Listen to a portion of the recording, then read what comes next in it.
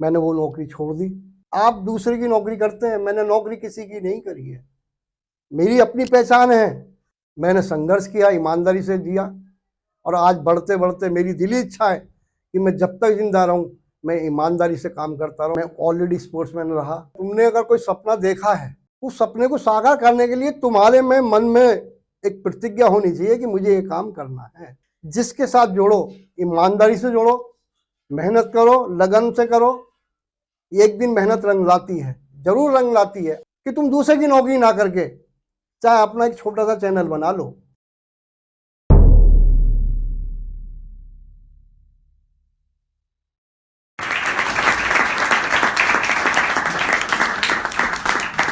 मैं अनिल शर्मा, भारत टीवी का संस्थापक। मैं पिछले 35-37 सालों से जमुना पार के अंदर पत्रकारिता कर रहा हूँ। जमुना पार की गली गली से मैं परिचित हूँ।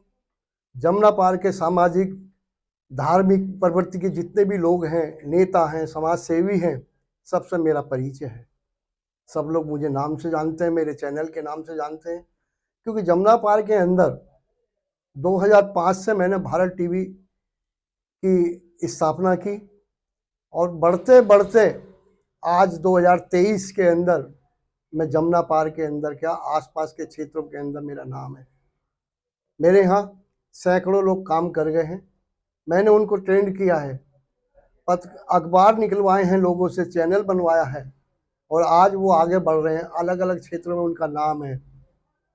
91 से मैंने स्वतंत्र साधना मेल एक साप्ताहिक अखबार को रन किया जमुना पार के अंदर, और बढ़ते बढ़ते संघर्ष करते करते मैंने उसको आगे बढ़ाया। 93 के अंदर मैंने नेशनल टेंडर सूचना साप्ताहिक अखबार की स्थापना की, और वो आज भी रन कर रहा है। 95 के अंदर दैनिक स्वतंत्र साधना मेल की मैंने स्थापना की, डेली अखबार निकाला, जनता की मांग पर मैंने वो अखबार निकाला। 2005 के अंदर मैंने भारत टीवी की स्थापना की 15 अगस्त 2005 को। ये उन दिनों केबल के माध्यम से मैंने आधे घंटे का टाइम ले रखा था, और घर घर आसपास के क्षेत्रों में एनसीआर में वो केबल के माध्यम से घर घर जाता था। जैसे जैसे केबल की डिमांड कम होती गई, वैसे वैसे हमने सोशल मीडिया पर हमने अपने को आगे बढ़ाया। बढ़ाते बढ़ाते आज मेरे पास लोग ट्रेनिंग करने के लिए आए, सर्विस के लिए आए, और मैंने उनको तैयार किया, उन लोगों को अखबार निकलवाया, चैनल बनवाए उनके, और वो आज बड़े बड़े चैनलों में काम भी कर रहे हैं और मेरा नाम भी रोशन कर रहे हैं।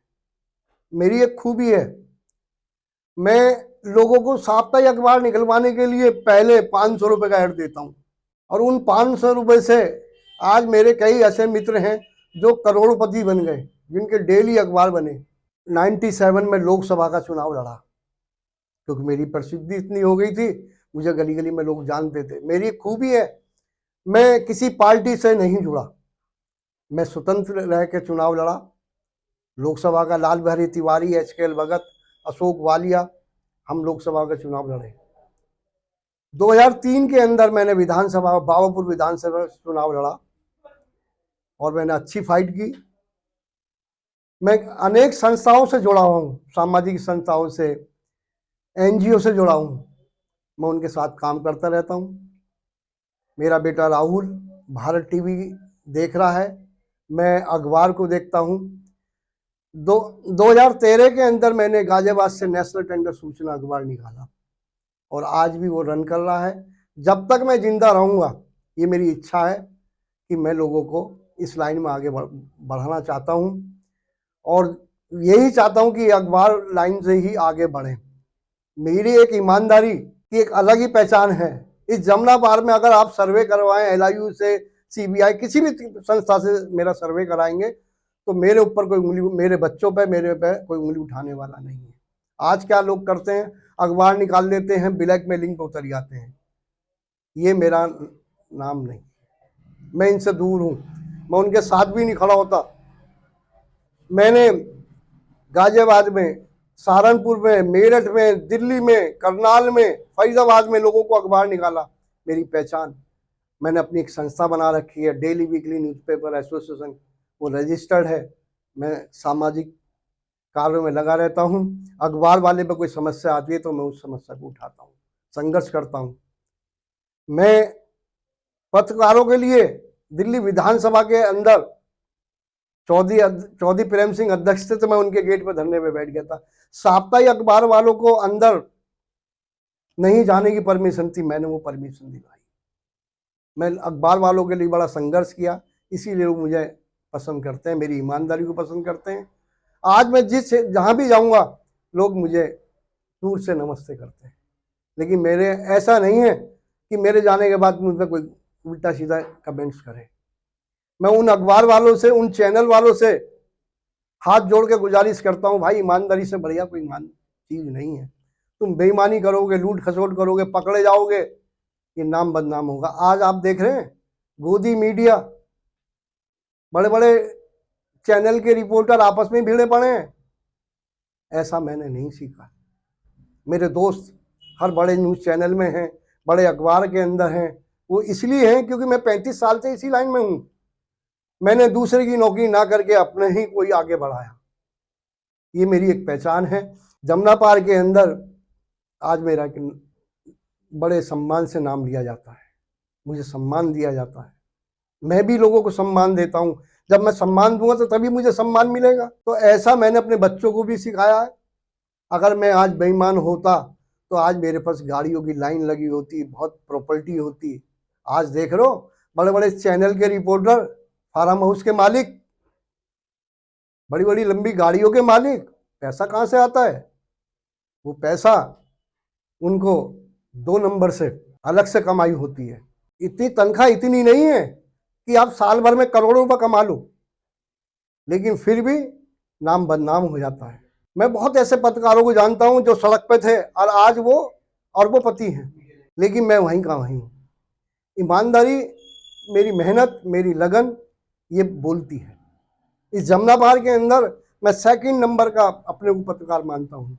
सबसे पहले यहाँ नॉर्थ ईस्ट के अंदर वंदे मातरम दैनिक अखबार निकलता था, राम स्वर्गीय रामदेवाल गोटी जी का बड़े बेटे दीपक गोटी, उनकी बुआ पीटीआई में नौकरी करती थी। वो भी एक बहुत बड़ा परिवार है, ईमानदार है, उनको भी सब लोग जानते हैं। उसके बाद मेरा नंबर आता है और मैंने जमुना पार के अंदर सैकड़ों अखबार निकलवाए हैं जो आज अपने परिवार का पालन पोषण कर रहे हैं। हर गली के अंदर मेरा नाम सादरा मेल के नाम से जानते हैं, या अनिल शर्मा के नाम से जानते हैं, या भारत टीवी के नाम से जानते हैं, लेकिन किस जानते जरूर हैं। ऐसा नहीं है कि अखबार वाला मुझे नहीं जानेगा। दिल्ली गवर्नमेंट हो, सेंट्रल गवर्नमेंट का कोई दफ्तर ऐसा हो जो मुझे पीआरओ नहीं जानता। मैंने संघर्ष किया, ईमानदारी से जिया, और आज बढ़ते बढ़ते मेरी दिली इच्छा है कि मैं जब तक जिंदा रहूं मैं ईमानदारी से काम करता रहूं, मेरे बच्चे ईमानदारी से काम करते रहें, मेरे बच्चों पर कोई उंगली ना उठाए। ये मेरा अपना असूल है। सन 77 में मैं ग्रेजुएशन कर रहा था एनएस कॉलेज मेरठ से, और 80 में मैंने ग्रेजुएशन करी, और 82 में मैंने मास्टर किया। मैंने एमए किया, मैंने एमए हिस्ट्री में किया, और 84 के अंदर मेरी शादी हो जाती है।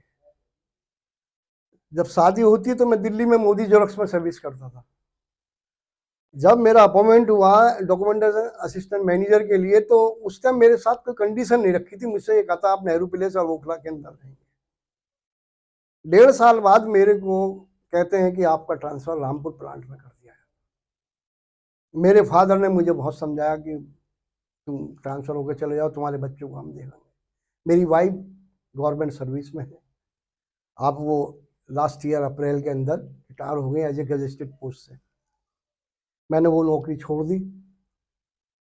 नौकरी छोड़ने के बाद कुछ दिन मैंने गाजियाबाद के अंदर दुकान की, थोक की, मुश्किल से 1-1.5 साल, क्योंकि मेरा मन नहीं लगा, क्योंकि मेरी दिली इच्छा थी पत्रकारिता में आने की।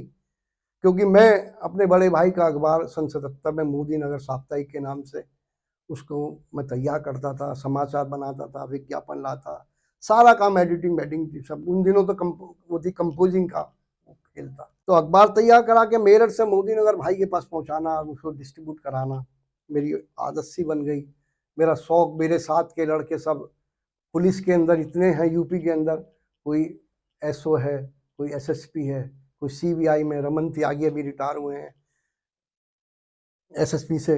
तो मेरे साथ के लड़के काफ़ी पुलिस में रहे, स्पोर्ट्स में रहे, मैं ऑलरेडी स्पोर्ट्समैन रहा। मैं 25 किलोमीटर डेली का धावक रहा। मैंने मेरठ के अंदर सन 77 के अंदर अखबार में निकलवा दिया कि दिल्ली के अंदर चलना है 15 अगस्त, जो भी चलना चाहे।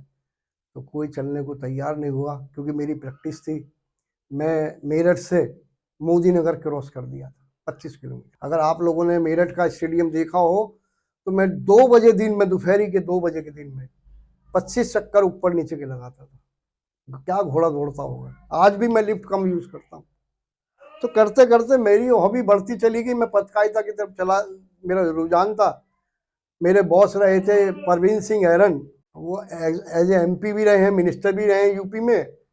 उन्होंने एक विश्व मानव अखबार की स्थापना की, और स्थापना करके जब एक दिन मैं गाजियाबाद में अपनी दुकान पे बैठा था, एक हॉकर आया, मैंने उससे कहा भाई ये विश्व मानव परवीन ऐरन साहब का। तो चौंक गया।